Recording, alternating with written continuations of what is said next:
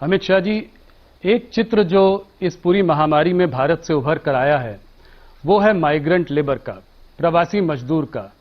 जगह जगह पर देखा गया है कि प्रवासी मजदूर जो है वो अपने घर से निकल पड़े हैं, बड़े शहरों को छोड़कर अपने गांव की ओर जा रहे हैं, पैदल चल रहे हैं और उनको बड़ी संकटों की जो है समस्या से निपटना पड़ा है। क्या आपको लगता है कि सरकार ने जब ये लॉकडाउन अनाउंस किया था तो कुछ जल्दीबाजी कर दी? कुछ दिन अगर रुक जाते, थोड़ा माइग्रेंट लेबर की भी बात सोचते, उनको पहले गांव भेज देते और उसके बाद लॉकडाउन लगाते, तो क्या वो ज्यादा ठीक रहता? देखिए, ऐसा कहना उचित नहीं है। अगर पहले उनको भेजने की व्यवस्था करते तो स्टैंपेड होने की पूरी संभावनाएं थी। गांवों में अभी स्वास्थ्य सेवाएं तैयार भी नहीं हुई थी, राज्य भी उनको लेने के लिए तैयार नहीं हुए थे। उस वक्त हमारी क्वारंटाइन करने की व्यवस्था भी ठीक नहीं थी और टेस्टिंग व्यवस्था भी अभी बन रही थी हमारे देश की, और ये सारा 2 महीने के अंदर हमने तैयार किया। और मैं जहां तक प्रवासी मजदूरों का सवाल है आपको कहना चाहता हूं, जिस दिन से लॉकडाउन आया राज्य सरकारों ने कैंप लगाए हैं, उनकी भोजन की व्यवस्था करी है और केंद्र सरकार ने 11,000 करोड़ रुपया एसडीआरएफ फंड के तहत, एनडीआरएफ फंड के तहत राज्यों को दिया है, जिसके माध्यम से कलेक्टर एक कैंप लगाकर सभी प्रवासी मजदूरों को भोजन करा सकें।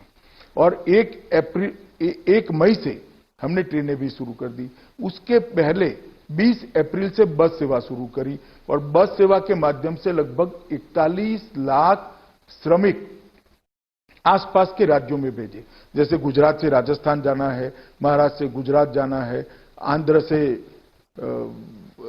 तेलंगाना जाना है, तेलंगाना से केरल जाना है, कर्नाटक से केरल जाना है। इस प्रकार के नजदीक के राज्यों के अंदर जो श्रमिक प्रवासी मजदूर जाना चाहते थे, उनको बसों के माध्यम से लगभग 41 लाख लोगों को पहुंचाया गया और सारे के सारे श्रमिक 41 लाख श्रमिक सरकारी खर्चे से पहुंचे हैं। 1 मई से श्रमिक ट्रेन चालू कर दी गई। लगभग 4,100 से ज्यादा श्रमिक ट्रेन अब तक चल चुकी है और 55 लाख 55 लाख श्रमिक मजदूर अपने गंतव्य स्थान पर पहुंचे हैं। मैं स्वीकार करता हूं कई लोगों को तकलीफ पड़ी है, उनके लिए हमारी भी संवेदना है, देश के प्रधानमंत्री की भी संवेदना है, सभी राज्य के मुख्यमंत्री भी द्रवित, परंतु ऐसा नहीं है कि व्यवस्था नहीं हुई है। कुछ लोग धैर्य खो बैठे और रोड पर चलना शुरू कर दिए। तब भी हम मूक दर्शक नहीं बने, हमने रोड पर बसें चलाई और बसों के माध्यम से लाइन पर के किसी रेलवे स्टेशन पर उनको पहुंचाया गया और रेलवे से उनके गांव तक पहुंचाने की व्यवस्था करी गई। फिर भी कई लोग रोड पर गए हैं। मैं इतना ही कहना चाहता हूं कि जो लोग सरकारी व्यवस्था से ट्रेनों के माध्यम से गए, इनके किराए का भी मुद्दा उठाया जाता है। मैं आज स्पष्ट करना चाहता हूं आपके कार्यक्रम के माध्यम से, सबका किराया राज्य सरकारों ने उठाया है 15%, खर्चे का 85% रेलवे ने उठाया है, भारत सरकार ने उठाया है। सबको रेलवे ने लगभग 1.25 करोड़ लोगों को मुफ्त भोजन दिया है, 2.5 करोड़ पानी की बोतल वितरित की गई है। उनके गृह राज्य के अंदर पहुंचने के बाद उनको बसों में बिठाकर क्वारंटाइन सेंटर पर पहुंचाया गया और मुझे लगता है कि क्वारंटाइन करने के बाद उनको भी लगा कि नहीं, ये व्यवस्था ठीक है। सबको वहां राज्य सरकार के खर्चे से भोजन कराया गया और उनको घर पर पहुंचाने की व्यवस्था की गई। साथ में टिकट प्लस 500 रुपया, कोई राज्यों ने 2,000 रुपया, कोई राज्यों ने 1,000 रुपया, कुछ राज्यों ने, यूपी जैसे राज्य ने साथ में किट भी देने का काम किया और ये सारी योजना सुचारू रूप से चले, इसके लिए हमने बहुत प्रयास किए हैं और इसी का नतीजा है कि 1 करोड़ 10 लाख से ज्यादा प्रवासी मजदूर आज अपने अपने घर पर पहुंचे हैं और ढेर सारे लोगों ने अपना क्वारंटाइन पीरियड भी समाप्त कर घर पे परिवार के साथ रहना भी शुरू कर दिया है। हाँ, परंतु राहुल जी, ये बात आपकी सही है, कुछ ऐसे दृश्य हुए जो नहीं होते तो ज्यादा अच्छा था। कई राज्यों ने रिक्शाएं करी माइक वाली और उनकी बस्तियों में घुमाया कि कोई जल्दबाजी न करे, परंतु फिर भी कुछ लोग रोड पर निकल गए हैं और ऐसे दृश्य बने हैं। 5-6 दिन तक ये चला। उसके बाद हमने जो व्यवस्था करी वो लोग समझने लगे और स्ट्रक्चर्ड व्यवस्था से ही जाने लगे। आज ऐसी स्थिति है कि जाने वालों की भीड़ बहुत कम है। धीरे धीरे ट्रेनें भी, आज तो शायद 70 या 80 ट्रेनों की ही डिमांड राज्यों से मिली है। आज भी केंद्र सरकार ट्रेन देने के लिए तैयार है, मगर अब ट्रेनों की डिमांड कम हुई।